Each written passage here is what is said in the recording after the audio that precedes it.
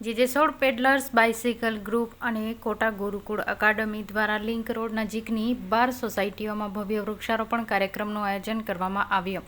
વિદ્યાર્થીઓ દ્વારા હાથમાં છોડ લઈ વૃક્ષોની ભવ્ય યાત્રા કરી 200થી વધુ વૃક્ષારોપણ કરવામાં આવ્યું હતું, જેમાં 200થી વધુ વિદ્યાર્થીઓ, વિવિધ સોસાયટીના સભ્યો, ઉમરાજ અને નંદેલા ગ્રામ પંચાયતના સરપંચ શ્રી, RSS એકતા એક લક્ષ્ય સંગઠન, સહયોગ ફાઉન્ડેશન, MTB રાઇટ્સ જેવી અનેક સંસ્થાઓ સહયોગ રહ્યો હતો.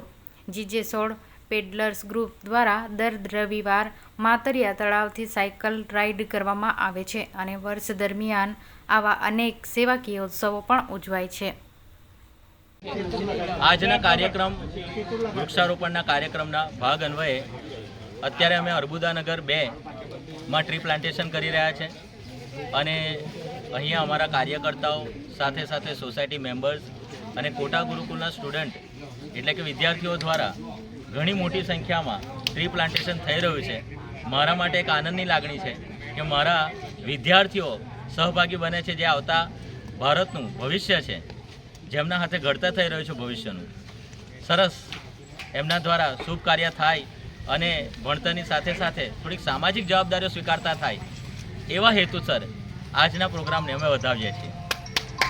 ગુડ મોર્નિંગ મિત્રો. એક પેડ માં કે નામ, GJ16 પેડલર્સ અને આપણું કોટા ગુરુકુલ એકેડમી, સહયોગ ફાઉન્ડેશન, એકતા એક લક્ષ્ય સંગઠન અને ઘણી બધી સોસાયટીઓ સાથે મળીને આજે ટ્રી પ્લાન્ટેશનનું આયોજન કરીએ છીએ. આપણી સાથે આજે 12 સોસાયટીઓ છે અને હનુમાનજીનું મંદિર છે, ત્યાં આપણે ટ્રી પ્લાન્ટેશન કરવાના છીએ અને આ બધા જ કોટા ગુરુકુળના મિત્રો અને સોસાયટીના સદસ્યો દ્વારા આજે મોટી સંખ્યામાં મેગા ટ્રી પ્લાન્ટેશન કરવાના છીએ. અને એક સરસ વસ્તુ એક છે કે વૃક્ષોની રેલી આપણે ભરૂચમાં પહેલી વખત જોશું. બધા જ બાળકો હાથમાં એક વૃક્ષ અને એક તિરંગો લઈ અને સોસાયટીમાં જશે અને સોસાયટીના સભ્યો દ્વારા અને આ બાળકો દ્વારા ટ્રી પ્લાન્ટેશન કરવામાં આવશે. ભારત માતા કી જય.